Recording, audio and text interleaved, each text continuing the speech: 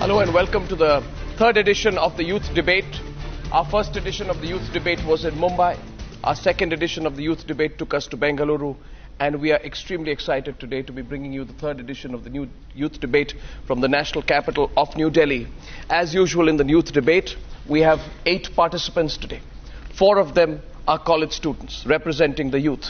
Our audience today, first of all, I want to thank you all for coming. And a big round of applause to our audience today for coming. That goes out to you. This debate is for you. We want you to participate in this debate. We want you to have strong views on this debate because the subject of this youth debate affects you more than anyone else. The subject for the youth debate, and I'll go into the rules in just some time, is this.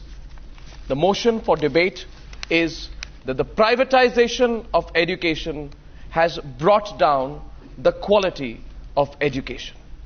Hence, those who would be for the privatization of education would be against this motion, and those who would be against the privatization of education would be for this motion.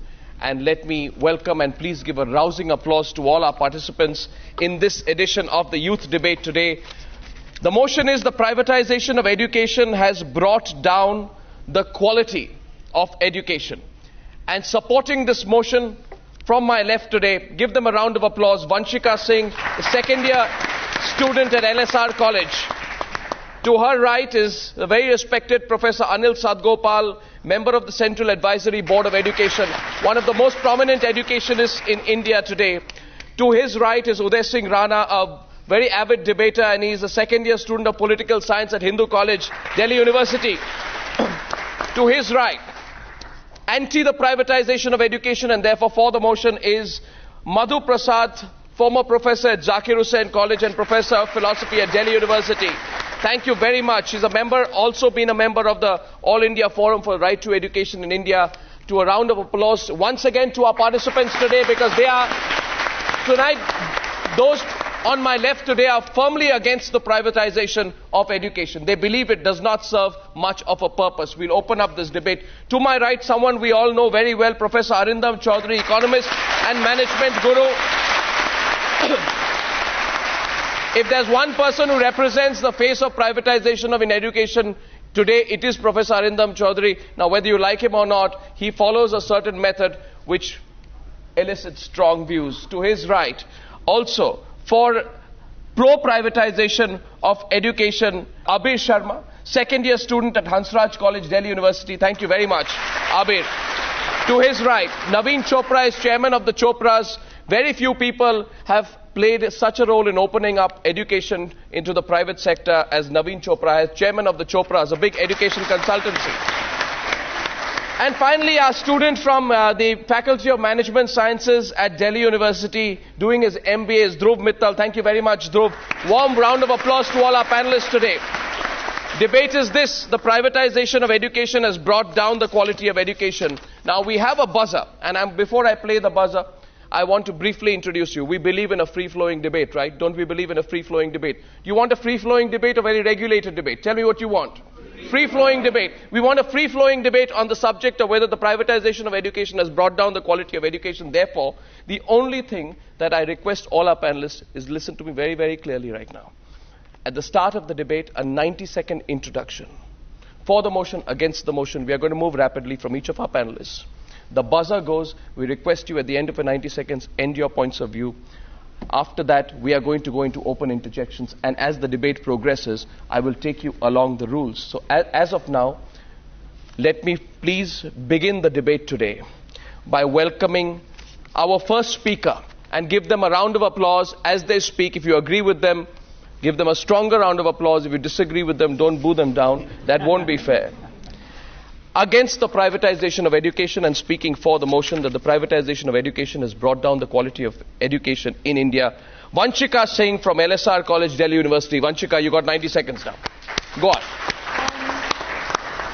I think when we're talking about privatization and interlinking it with quality of education, I think the main burden, so as to say, that comes from this side is actually to do with when privatization has a high propensity to turn into gross commercialization.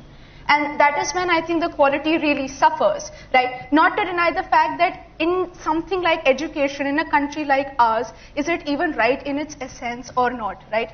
And I think when that sort of leads to your suffering in terms of equality, right, in terms of who gets that education and who does not get that education, I think there is where we have a problem, where you're sort of trimming the branches when your roots are not strong. And that is where I think I have a major problem with privatization of education.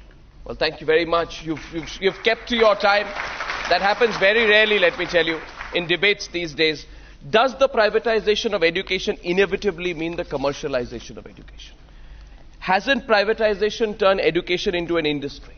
Has it made it into a money-minting industry? Our second speaker, who would presumably take on that point of view, is Dhruv Mittal from FMS Delhi University. Go ahead, Dhruv.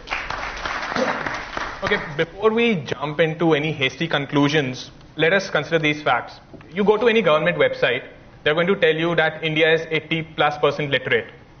What they don't tell you is that, that two very reputed surveys conducted by international agencies show the fact that students who study at a class 5 level in India actually have the level of a second year, have a standard of a student who's studying in the second standard. They also don't tell you that the deplorable standards of the mathematics and science aptitudes of Indian students. So the question is that you have to see the problem from a ground up level, right from the primary level, right up to your postgraduate level. And what I see is that, yes, there are a few good state-run institutions. I'm not denying that fact. And on the same side, you have some very good privately run institutions as well. But in the education sector, particularly at your schooling level, the state is deplorable in most of the state-run schools. In a lot of your graduation courses and your post-graduation students, the state is not able to meet the standards that are required today. So the question is that, has privatization actually reduced the quality? I don't really think so. Why aren't you in a private institute, Dhruv? I did my graduation from a private institute. I did it from BITS Pilani, Goa campus. So I am from a private institute, and I have seen the best of both worlds. So I'm not saying that state-run institutions are bad or private are commercialized. The question is that it depends on a case-on-case basis. And if you are going to make a generic statement that a private institution reduces the quality of education, I do not agree to it. Fantastic. Thank you very much, Dhruv, for introductory comments. Is better education a privilege of the rich? Doesn't the fee structure, let's talk about the fee structure, does it put this kind of education out of the reach of a number of Indians? Professor Anil Sadgopal, your turn is next, sir, speaking for the motion. Go ahead, sir.